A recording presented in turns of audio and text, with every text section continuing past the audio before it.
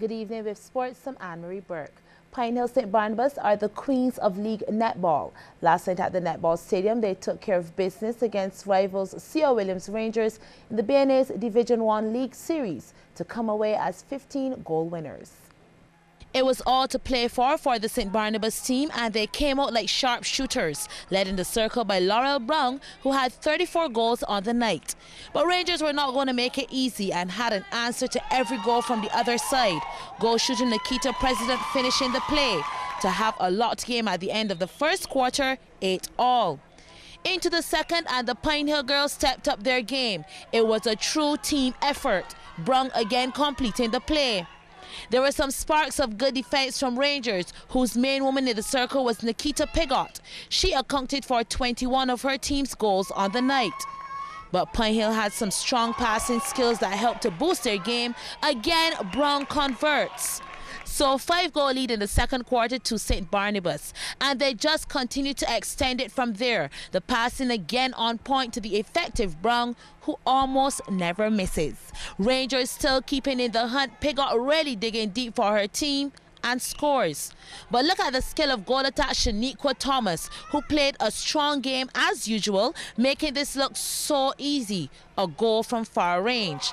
And if you think the attack was strong, the defense was equally as effective, and they took the play all the way to the circle. Thomas given the finishing duties and makes it count. 27-17 the score at the end of the third. Both teams strategizing for the final 15 minutes of play. Pine Hill just looking to close it out now, and they went into overdrive. All hands were on deck. Brown leading by example, shutting out both defenders. St. Barnabas take the game 44-29. Pine Hill St. Barnabas are the Barbados Netball Association's league queens. Darren Sammy, Jason Holder and the Sunrisers Hyderabad have been eliminated from the Indian Premier League. They fell to the Kolkata Knight Riders in a 4-wicket defeat today.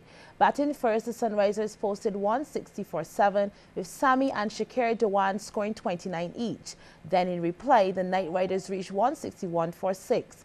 Yusuf Pathan got 72. Here are some highlights of that run chase. KKR boys! 15.2 overs, 22nd, and he's bowled in. KKR dominated. Chance and goal! He's got hold of that all right.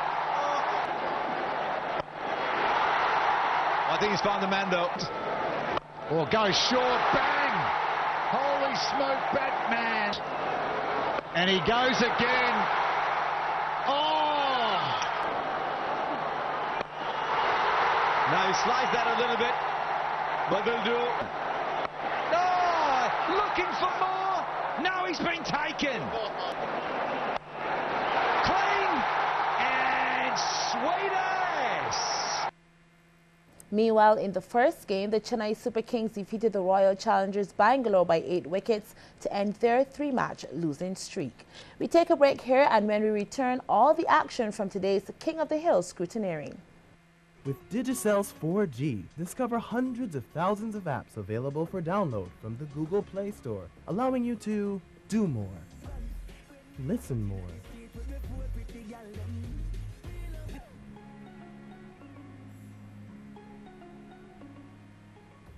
chat more. Download your favorite apps using Digicel 4G and put extraordinary at your fingertips. Be extraordinary.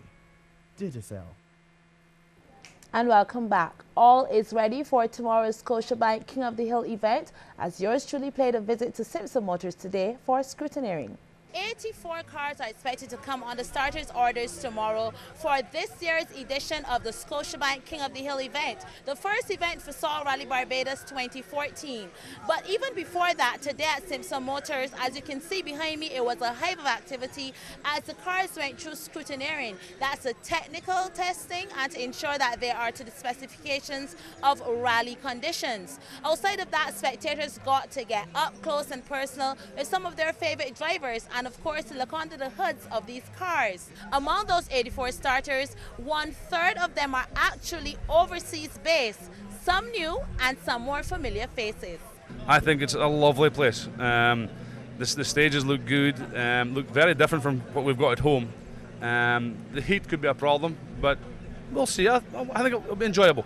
I have a lot of competition this year. There's Frank Kelly, Frank Atonk in the Mark II Escort, just taking the dust off the car from Trinidad where he won his class, and I think it's 6 overall.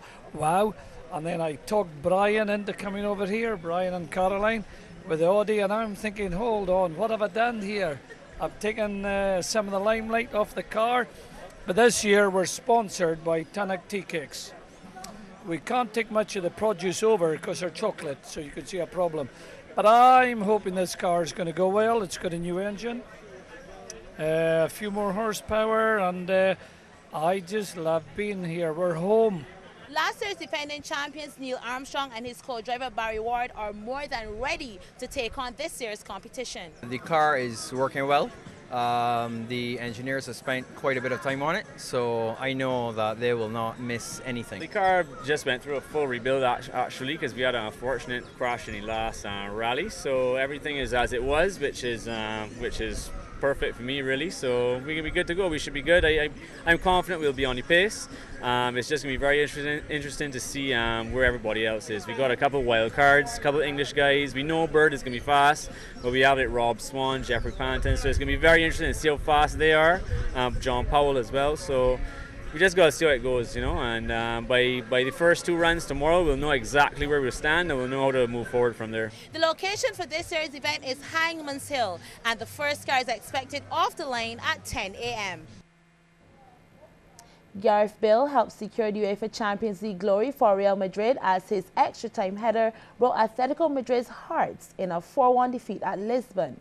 Bale signed for a world record £86 million from Tottenham last summer, and he wrote his name into Real folklore with the goal that took the team towards the club's 10th European Cup triumph.